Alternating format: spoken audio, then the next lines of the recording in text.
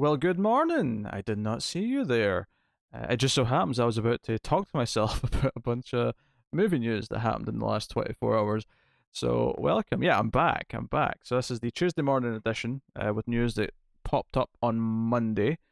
And we start off with some sad news. We have the passing away of Michael Chapman, who's a two-time Oscar-winning, or sorry, Oscar-nominated cinematographer for Raging Bull and The Fugitive, respectively. But he also worked on The Godfather and Taxi Driver and Jaws. It's hard to deny that is a hell of a list of films to have worked on. Some of the most revered and influential motion pictures of all time. The career is pretty much the most ironclad of ironclad careers one could have. He was 84, and his wife, Amy Holden Jones, broke the news on social media on Sunday. Didn't offer any further details, but this is one of these things. Obviously, there's been an outpouring of comments and wishes from people who knew him and worked with him in the industry over social media in the last day or so. It's obviously, we're getting to that point now where a lot of people who worked in the film industry, uh, what I think many people in our generation, or maybe the generation just a little bit before, would consider kind of this golden age of film, this the wild west of the 70s and the 80s. We're getting to a point now where a lot of people who worked in a lot of those films are getting kind of old. And as a big horror fan, a lot of the horror directors from the 70s and 80s are, a lot of them are gone now. John Carpenter seems to be the one who's sticking to his guns for now.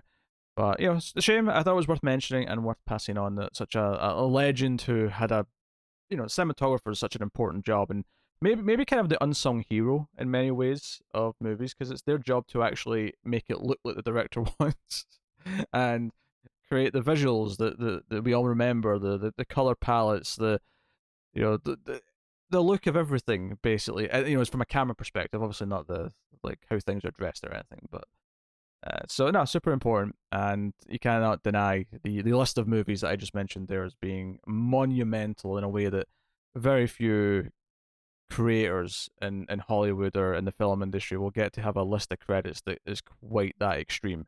So yeah, so that's Michael Chapman who passed away. So obviously thoughts go out to his family. Moving on, we have some news of some other movie you know productions of these. None of them are probably going to be as notable or as big as the films that I just mentioned, but that's okay. They all can't be, especially now. So first up, Algae Smith has joined Chloe Grace Moretz in a science fiction film from Miramax. It's called Mother Android, and it's directed uh, by Matson Tomlin, which is his debut uh, directing gig. He did he's written other films, but this is his first time directing. Matt Reeves is attached to produce it, which is a bit of name, but that I care about, and I like Matt Reeves films. But obviously, producing often doesn't actually mean any sort of creative reason to be excited. But it follows Georgia and Sam, a couple who go on a treacherous journey to escape their country, which is caught in an unexpected war with artificial intelligence. Days away from the arrival of their first child, a couple must face no man's land, a stronghold of the android uprising, in hopes of reaching safety before Georgia gives birth. Um, that's an interesting premise, very high concept. It's the sort of thing where I could also see how this is done relatively cheaply and shoved on Netflix. So I'm not going to get super excited about it just yet. But I mean, there's some ideas in there. Chloe Grace Moretz is an actress who I loved in the first Kick-Ass, and have mostly seen her in bad things since, or she's been in things that I've not been really paying attention to because they just don't appeal to me. It would be nice to see like her get a win, or at least a win for me, where I see her in a movie and go, oh, "Hey, this is good. She's good in it." I would like that feeling again, because when I saw Kick-Ass in 2010, I thought, "Oh, this kid's got a lot of potential. I see a lot of promise. She's like stealing the show every single time she's on screen." And sadly, she's just not had. At least I don't think she's had the chance of really doing that since. So hopefully this is an example of that. But yeah, I have no opinion on the director. It's a first time director, of course, but he did write Project Power, which I've never heard of, so I can't really offer much of an opinion on that. But that is Mother Android, and it's Mother slash Android, just to be precise with within the title. Uh, Next up, Legendary Entertainment have won the rights to Crosby Cylinder's debut spec script. It's called Bring Me Back, and they're keeping this secretive, so we don't actually know what it's about. It's just been described as an epic love story. So there's not really much to talk about here, except that Legendary are really excited and paid a lot of money for a script called Bring Me Back. So, yeah, apparently there was a lot of potential buyers, though, and it was a 7-figure deal, so they really care about this. Epic love story typically isn't the sort of thing that we'd end up covering on this channel. But hey, when I'm doing daily news, I get to talk about some of the nitty gritty things that maybe aren't as our speed quite as much. And the last thing I'm going to talk about on today's mini news is the fact that Good Joe Bell exists, and this is something that Solstice Studios has won the rights to, and it mentions here that they're a new studio. This is not some studio you've not heard of them because they're new. Is what I'm trying to say. And it's got a lot of buzz out of Toronto, but this is the Ronaldo Marcus Green directed drama with the Oscar-winning scriptwriting team of Larry McMurtry and Diana Osana. They wrote the script for Brokeback Mountain. And then the film, to go along with all this prestige, of course, stars the impeccable Marky Mark himself, Mark Wahlberg. I'm being facetious because I don't like Mark Wahlberg that much. I think he's kind of one note, and I don't really find him that likable. So, I mean, I'm kind of out already. But it also stars Connie Britton and Gary Sinise. It tells the heartbreaking true story of Joe Bell, an average guy from the heartland who has difficulty showing support and acceptance of his teen son Jaden when the youth reveals he is gay. As a sophomore and member of high school cheerleading squad, the teen was subjected to unmerciful bullying by school jocks. Joe Bell is ill-equipped to handle things and as are the school officials who won't discipline the bullies.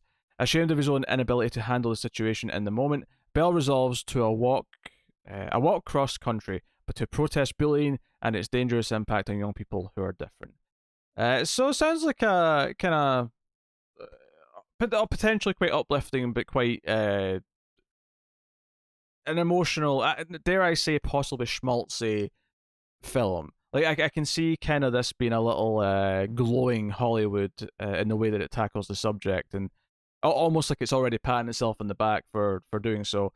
But certainly, I think I'm trying to imagine Mark Wahlberg in this role, and there's no reason why he can't be this dad.